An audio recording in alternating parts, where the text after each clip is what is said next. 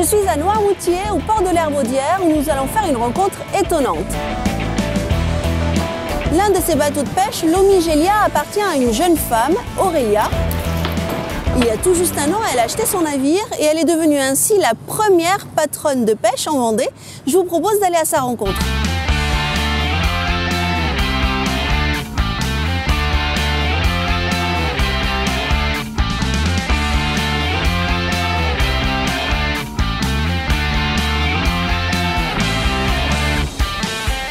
Bonjour Aurélia. Bonjour. Merci de nous accueillir à cette heure-ci.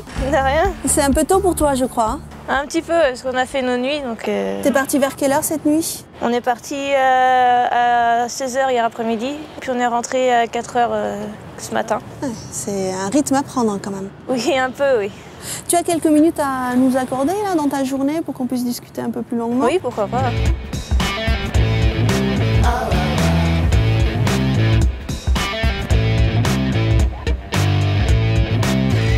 Être patron de pêche, donc tu es la seule à Noirmoutier. Oui.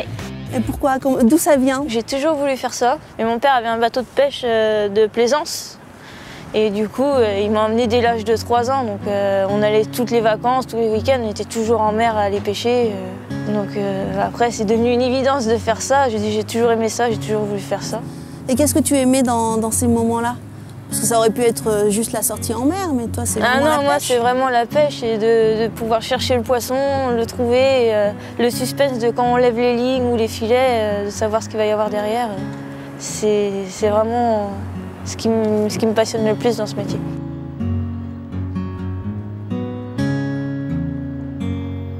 Tu as 23 ans, tu as une fille et tu es ton propre patron. C'est compliqué de faire sa place dans le milieu des pêcheurs? C'est un milieu assez macho.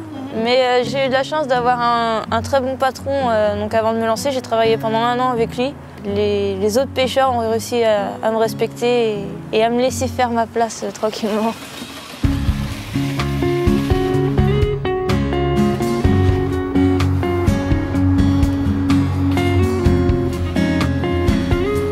Dis-moi, ce bateau, tu l'as acheté il y a combien de temps? Il y a 1 an, c'est ça? Ouais, je l'ai acheté en mars l'année dernière. Je l'ai acheté 110 000 €.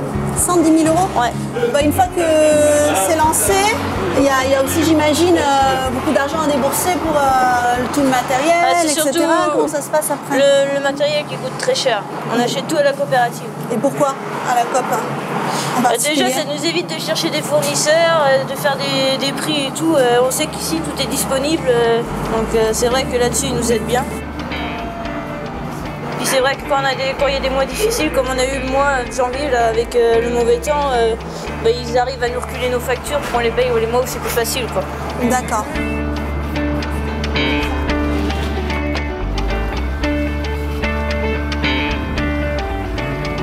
Bon, mais je te dis au revoir et merci encore. Bonne pêche.